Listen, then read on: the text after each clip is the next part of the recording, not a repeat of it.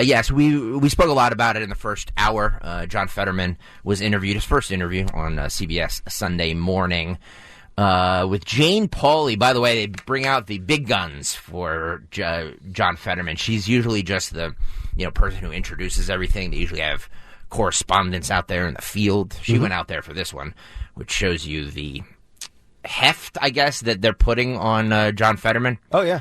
Opening up for the first time about his depression, his first TV interview since his hospitalization. Sounds like a very disturbed person who I don't know if he's ready to take on the daunting task of United States Senator, Pennsylvania Senator, but you be the judge of this. This is his talking about being indifferent about wanting to live. Oh, God. But he went to Washington, and on January 3rd was sworn in. People who know you say that day you looked miserable and lost. Yeah, I was definitely depressed. I think with depression, you're always waiting for... Who's that? Oh, I'm sorry. Who's that? Is that his wife? Oh, it's his wife. Quiet. Sounds like AOC. Quiet, John. I'm speaking. I'm speaking to the camera here. Can we go back to the beginning of his... I just want to count how many words he says before she jumps in. Okay, hang on. It's very interesting. Yeah, I was definitely depressed. I think with depression... seven or eight words, maybe? With a giggle? A very uneasy laugh there? I don't know. Look, it's... I don't ever recall a United States Senator and their wife being in there. Like, I get it. You want to humanize the guy. That's when you bring your wife in. But she seems to be in a lot of these interviews. That's all I'm saying. Yep. We continue. I was definitely depressed. I think with depression, you're always waiting for, that's the thing that's going to change it, right? Giselle read as much as she could find about depression. He just became the senator. He's married to me. He has amazing kids, and he's still depressed. Yeah. And I think the outside would look and say... I know she's joking there, but oh, God. She's like, he just became senator. How can you be depressed? You've got a great job. You've got a young, beautiful wife, nice kids. You know what this feels like? She's like, this is like a professional wrestler who's got like a little ring valet. Giselle's like his little manager. She's like Miss Elizabeth. I was just going to say that. I was just going to say that. Yeah. How does this happen? But depression doesn't necessarily make sense, right? It's not rational. Don't you like, too, how they set that up as he was depressed, he didn't know what to do, and then Giselle came in and Googled everything that she needed to save her husband. Yeah. And I just Googled it. Fetterman's 53 and Giselle's 41. So there's a 12-year difference. God bless him. Anyway, go on. He stops eating and drinking. I was at a Democratic retreat, and many of my colleagues were coming up to me and asking, why aren't you eating? Did you care if you were there or anywhere or nowhere? I just showed up where my staff said. Robotic. Yeah, exactly, yeah. As it was described to me, you were agnostic about the question of living or not at that time. Yeah, well, I never had any self-harm, but I was indifferent, though. If the doctor said, gee, you have 18 months to live, I'd be like, meh. Okay, well, that's how things go. I don't know, man. Yeah, that's a very uneasy interview right there. Isn't it? I mean, you can tell he still has some issues from the stroke. And, okay, he's medically cleared, and his doctors have said his depression is in remission, but he still seems kind of on edge. I don't know if that's the right way to characterize it. A little uneasy about himself. Yeah. And really the whole situation. And, it's interesting. Did you pick up on the phrase that he used of, I was just going to be showing up wherever my staff told me to show up? Mm-hmm. That's kind of a common theme and trend here with many high-ranking, notorious Democrats, whether it's Fetterman, whether it's Biden, whether it's Dianne Feinstein. I mean, the Democratic Party is just rolling out people and saying, yeah, we'll just, you're going to go to point A. Yep. You see that little blue spot over on the floor? Stand there. Like, they're literally moving these people around like pawns on a chessboard. I also feel like this is, to your point, Nick, this is a very heavy issue that he's dealing with. Depression is a really, really heavy issue, and I'm really, honestly not making light of it. My whole point in this is that when you go through something as traumatic as this and as heavy as this, and you have one of the most important jobs in the world, to your point, how can you function on a regular basis? It's got to be really difficult. I'm sure he had all the best care, Walter. I'm sure he did. But still, this isn't something that you just, I'm depressed, okay, I'm cured. Which basically is, he calls it, I don't know if I have this clip, but he calls it at some point, he's in remission. And it's a cancer diagnosis. Yeah, that's a cancerous term. And the other thing with this is, just think about, if in fact he is completely unable to perform his duties. Yeah. But at the end of the day, all he has to do is rubber stamp things. Think about just what this position is going to entail and what the precedent is that we are setting moving forward. You can be almost unable to function as a human being, but as long as you're alive and breathing and you can show up from time to time to show that you're still alive, it doesn't matter because you're just basically in the background signing off on whatever you want your party to sign off on. They had to put a little fluff in this as well. They asked about him being one of the most fashionable people in 2022. Oh, boy. Oh, God. A former steel town outside Pittsburgh, Braddock put him on the map, and vice versa. Population less than 2,000, with high unemployment, low income, and a towering mayor with a Harvard degree and a penchant for hoodies and shorts. He was becoming a rising political star and an unlikely darling of the fashion world. What did GQ call you? They said you were a fashion god or something. His wife, again. Again. Yeah. Oh, my Lord. Propping up her man. What did GQ call you? Find you somebody in this lifetime that loves you as much as Giselle loves John. His wife of 15 years, Giselle. American Taste guy. I'm sorry, is this a piece on him or her? This is actually going to be airing on the E! channel later tonight. It's what's known as a fluff piece. Oh, my God, yeah. In television. It really is. It's I just feel like there's so much here. There's so much to ask him. And there's so much to analyze here with every clip we play, which gets me to this one of, look, I'm not going to sit here and ever claim to be some fashion expert.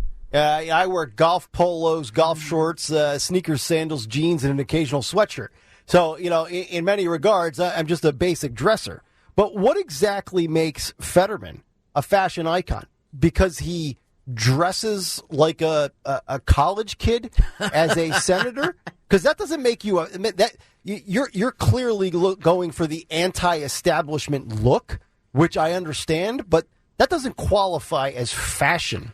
He basically wears what we would wear, guys would wear around the house. Yes. You know what I mean? Like, he wears that out in public. Which, look, I would like to see him look more professional, but, okay, you're going against the grain. In a way, I kind of like that. It's not a great look, but you're doing something a little different. You're kind of cutting through and making your way through the noise. But, dude, like...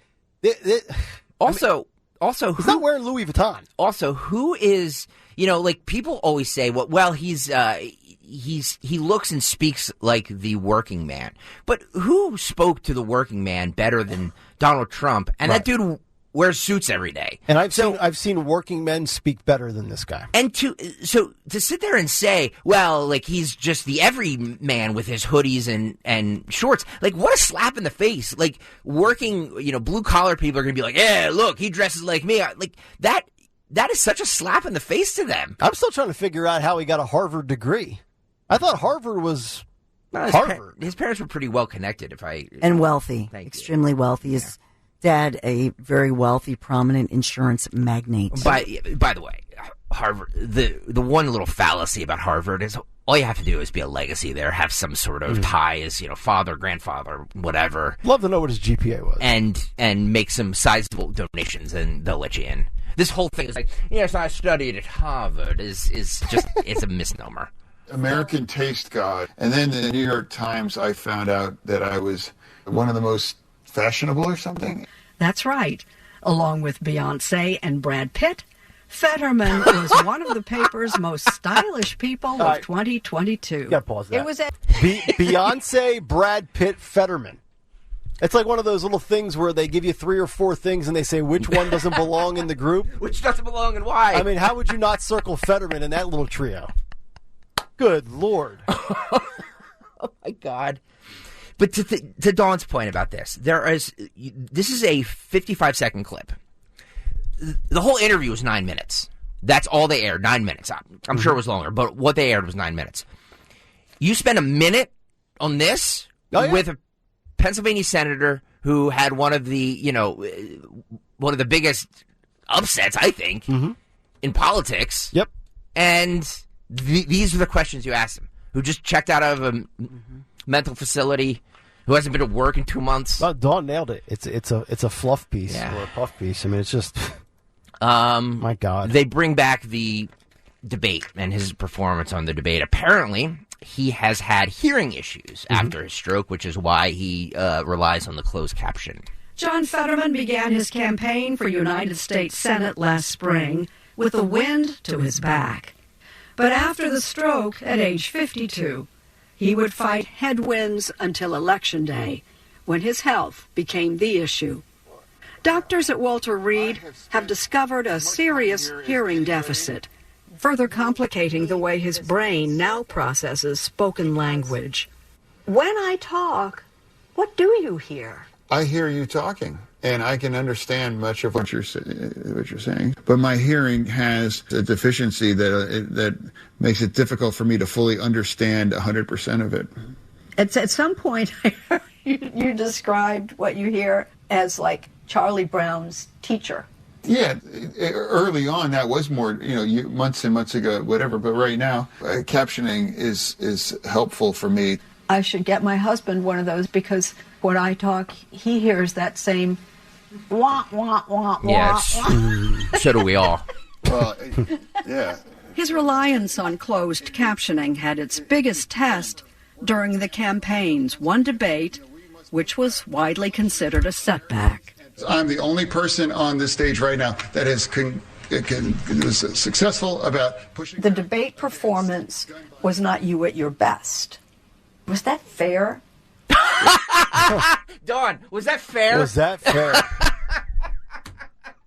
Was it fair for your own party to put you through that and drag you out?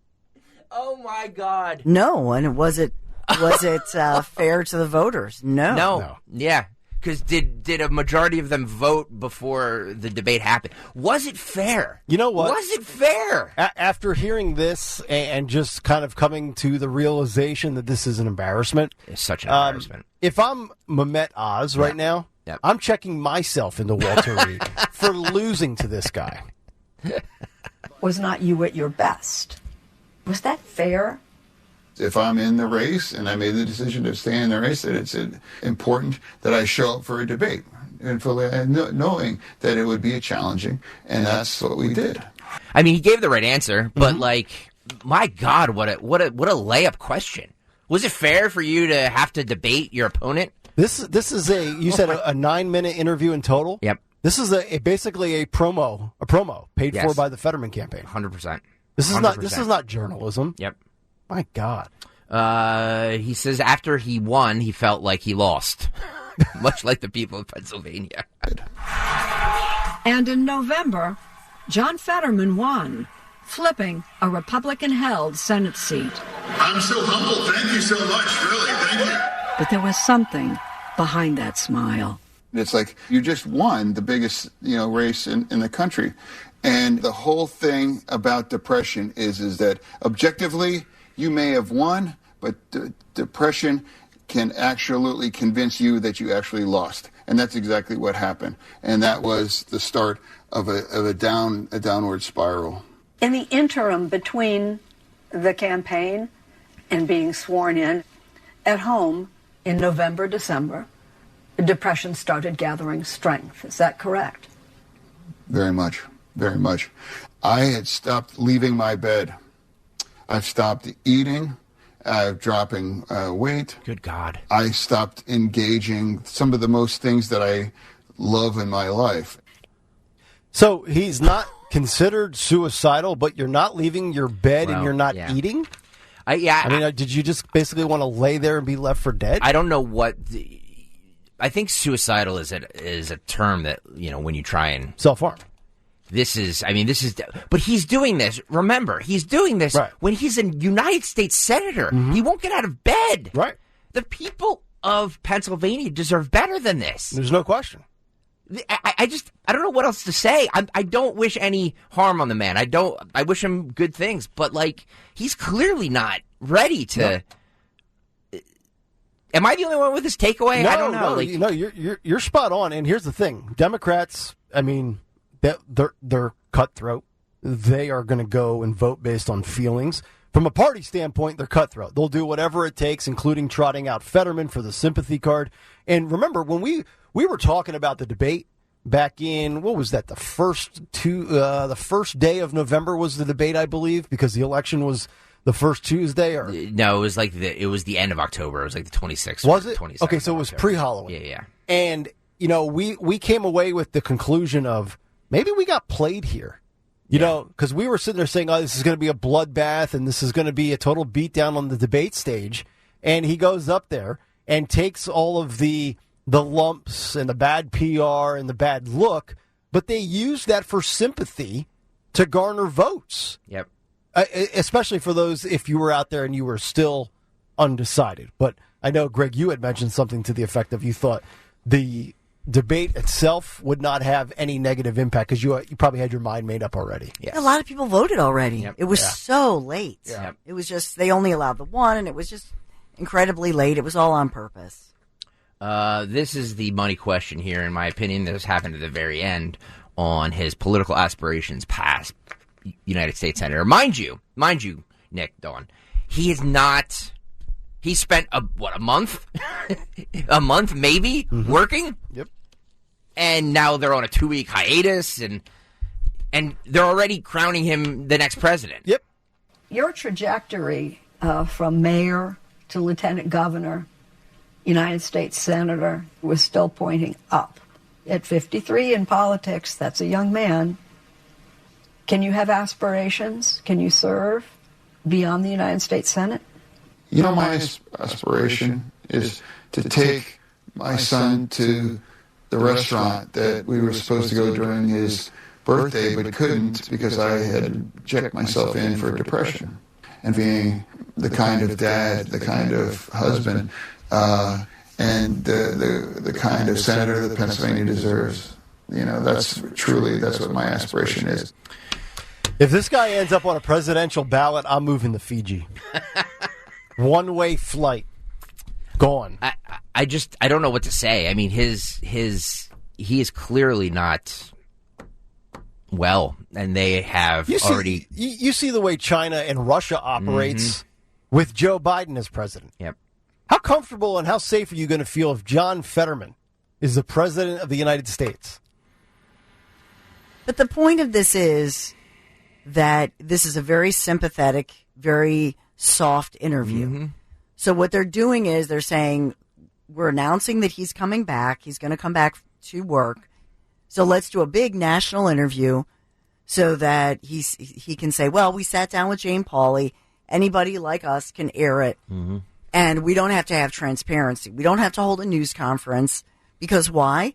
Well, look, we did that huge interview with Jane Pauley. We spent a lot of time with her. And so therefore, we're getting out ahead of the story of him returning to work, which he's not going to, I think, return to work until the 17th, which we've reported, which will have been 2 months later. Which is not until 2 weeks from today, by the way. And that's my point. Yeah, today's April 3rd. Yep. So I'm aware. So think about it. Yeah. Think about what they're doing. Mm-hmm. They're saying by April 17th when he comes, oh, well, this is nothing. This is not news. You all knew this. You knew that he was coming back. We did a huge interview with Jane Pauley, and now on the 17th, this is nothing. He did the big interview. It's called getting out in front of the story so they can control the narrative, and so that it's very sympathetic on his son's birthday with his wife. He's going through a difficult time.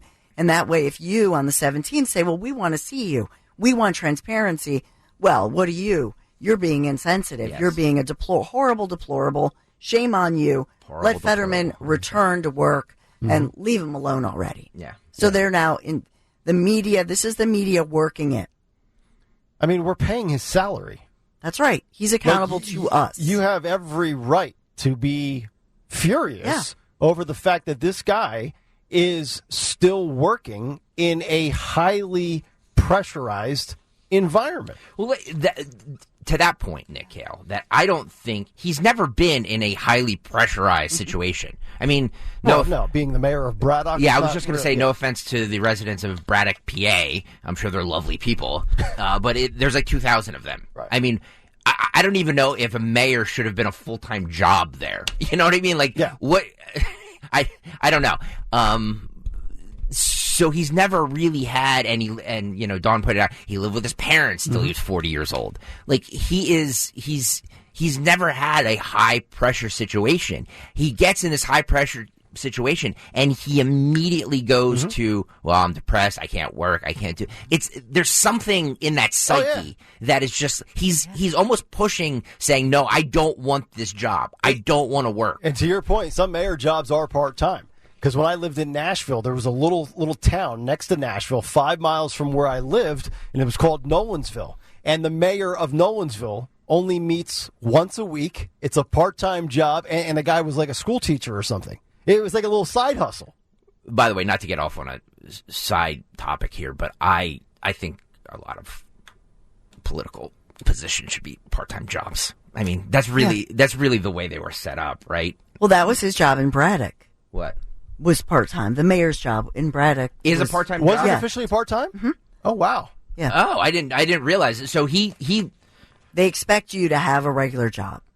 but wasn't he making like $100 and some $1,000 or something like that? I don't think in Braddock, no. Oh, that's why his parents were paying. That's right. his- Yeah. Oh, Well, that's they why were- he became and that's why he senator. didn't pay his taxes they 67 were different times. they were subsidizing him. Yeah.